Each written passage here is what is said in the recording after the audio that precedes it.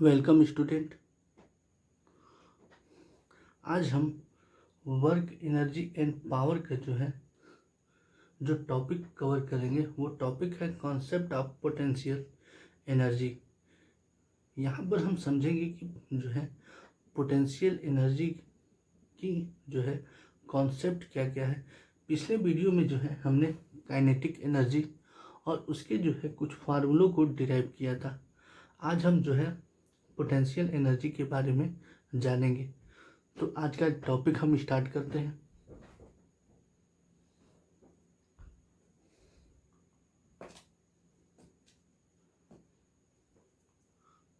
Concept of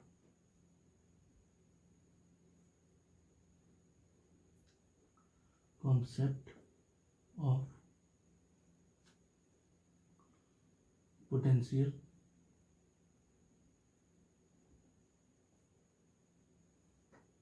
energy.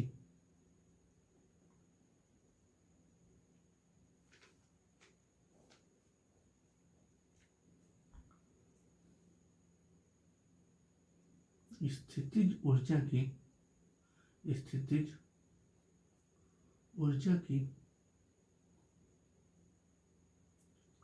अभिधारणा।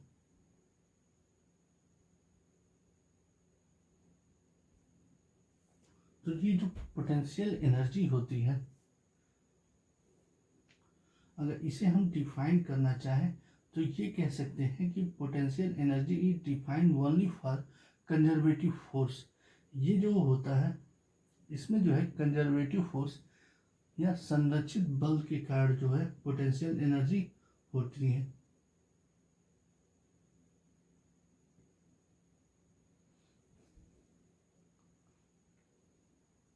तो हम कैसे potential energy is defined only for conservative force. आपको बताया गया कि ये जो होता है केवल कंजर्वेटिव फोर्स के लिए ही डिफाइन की जा सकती है। in the space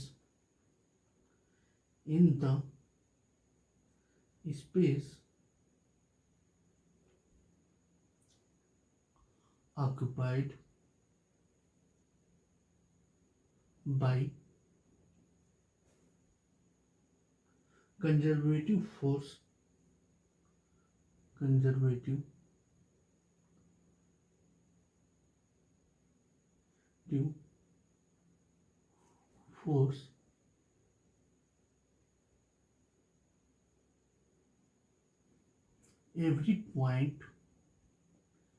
every point is associated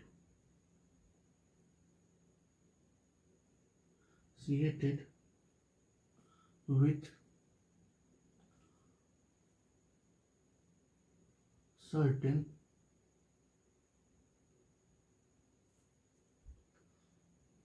energy।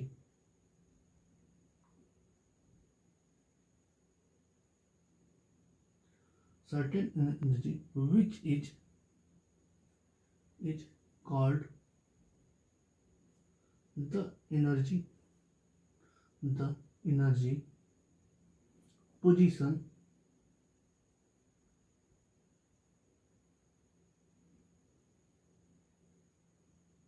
or potential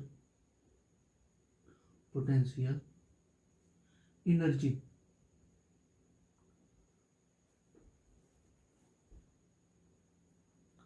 इसमें ये कहा जा रहा है कि स्पेस में कंजर्वेटिव फोर्स जो होता है, संरक्षित बल होता है, एवरी पॉइंट पर, प्रत्येक बिंदु पर एनर्जी के साथ एसोसिएट होता है। और इसी तरह की एनर्जी को किसी भी पोजीशन पर एनर्जी पोजीशन या पोटेंशियल एनर्जी कही जाती है। तो यहाँ पर इसके कुछ एग्जाम्पल अगर ले लें तो mainly three types of of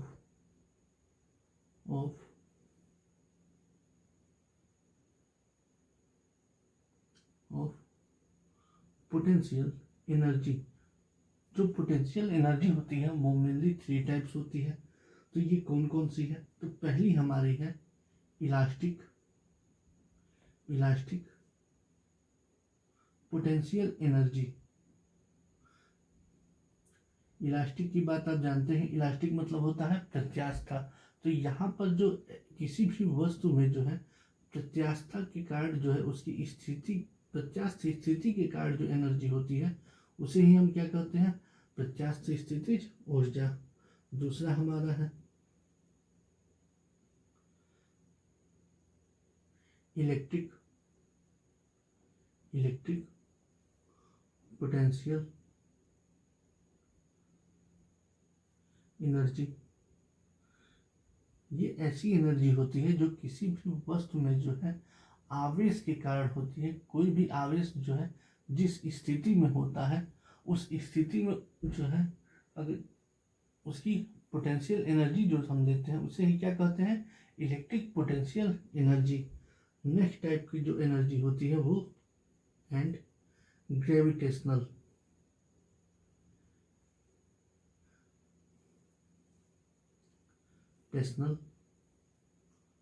potential energy ETC। जो हमारा अगला टाइप है वो है पोटेंशियल ग्रेविटेशनल पोटेंशियल एनर्जी। मतलब ये हो गया किसी पृथ्वी के गुरुत्वाकर्षण बल के कारण या किसी भी दो पिंडों के बीच जो गुरुत्वाकर्षण बल कार्य करता है या ग्रेविटेशन कार्य करता है उसके कारण वस्तु में जो स्थिति होती है, उसकी जो स्थिति होती है उसी को जो कहते हैं ग्रेविटेशनल पोटेंशियल एनर्जी कही जाती है।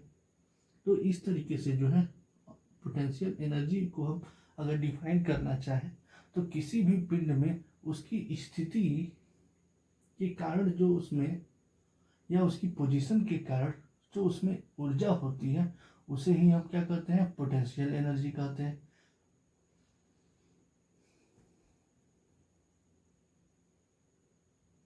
अब हम बात करते हैं कि यहाँ पर जो है अगर कोई भी एक सपोज कीजिए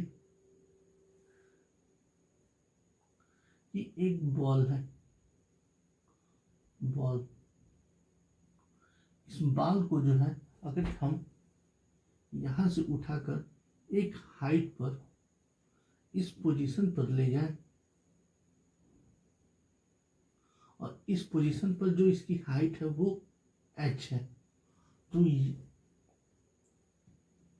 इसको ऊपर ले जाने पर हमें जो है ग्रेविटेशन फोर्स की जो है विपरीत कार्य करना पड़ता है।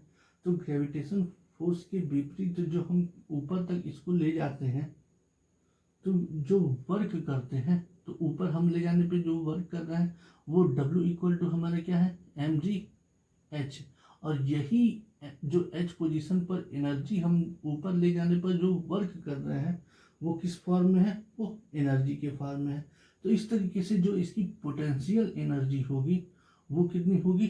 mgh होगी, क्योंकि ऑब्जेक्ट जो पहले सरफेस पे था और सरफेस से यहाँ तक ले जाने पर जो हमें ग्रेविटेशन के अपोजिट वर्क करना पड़ा है वो वर्क कितना है? mgh है।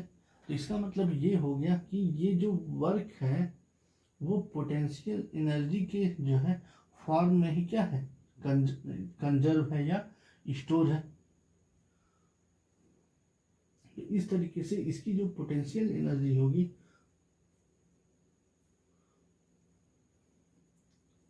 वो जो होगी mgh के बराबर होगी। इसी तरीके से ये कहा जाए कि कोई भी जो है ऑब्जेक्ट h हाइट से नीचे की ओर गिरता है, तो नीचे की ओर गिरता when a ball fall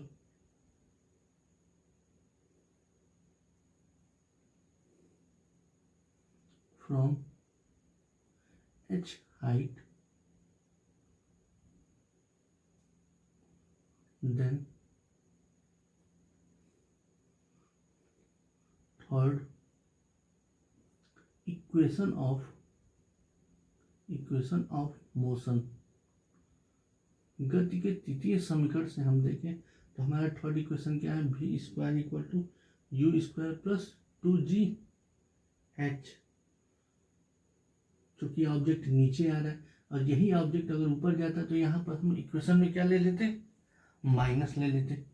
तो यहाँ पर जो है हमें u जो वैल्यू है ऑब्जेक्ट की, पहले ऑब्जेक्ट क्या था, 0 था, इनिशियल पोजीशन उसकी कोई मूवमेंट नहीं थी। अब जब नीचे आ रहा है तो नीचे आने पर v square equal to 2gh हो जा रहा है। और हम जानते हैं कि जो काइनेटिक एनर्जी है उसकी वैल्यू क्या होती है, हाफ mv स्क्वायर। और काइनेटिक एनर्जी जो नीचे आने पर ऑब्जेक्ट जो है इस पोजीशन पर आ जाएगा, तो यहाँ पर v की पोजीशन वो जो हाइट कवर कर रहा है वो कितनी हो जाएगी, हाफ mv स्क्वायर की जगह पर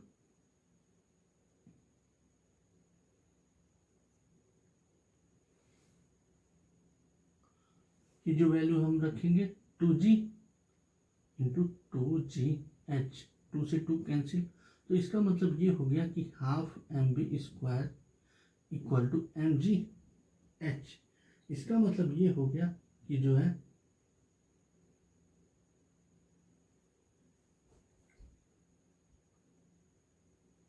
जो ऑब्जेक्ट की जो है पोटेंशियल एनर्जी थी वो नीचे जाने पर जो है किसमें जो है काइनेटिक एनर्जी में चेंज हो जाती है। It means potential energy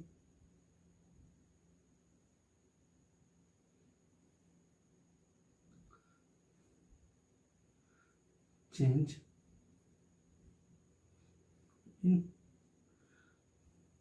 kinetic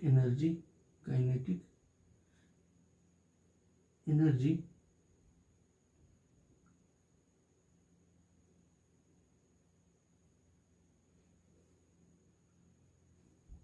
when ball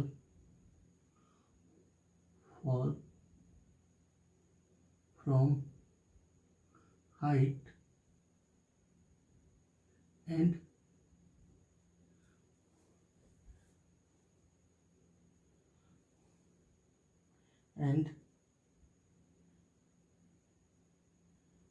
it reach on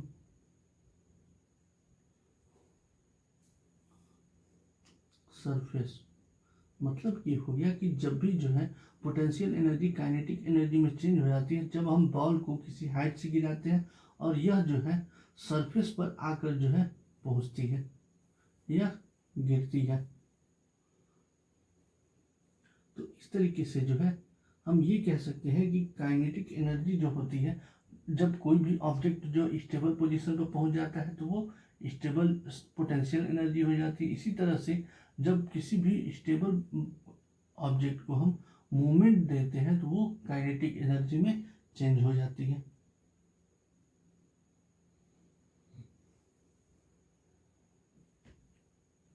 तो इस तरीके से जो हमारी पोटेंशियल एनर्जी है उसको हम U से डिनोट करें तो इसका फार्मूला हो जाएगा mgh।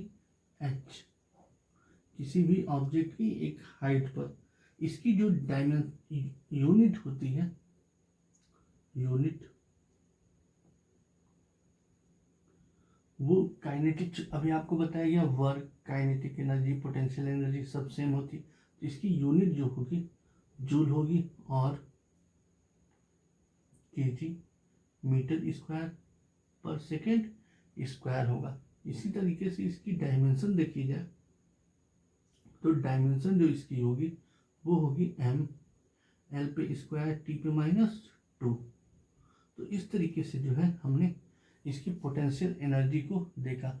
नेक्स्ट वीडियो में हम जो है काइनेटिक एनर्जी और पोटेंशियल एनर्जी का जो है कंबाइंड फॉर्म देखेंगे मैकेनिकल एनर्जी के फॉर्म में।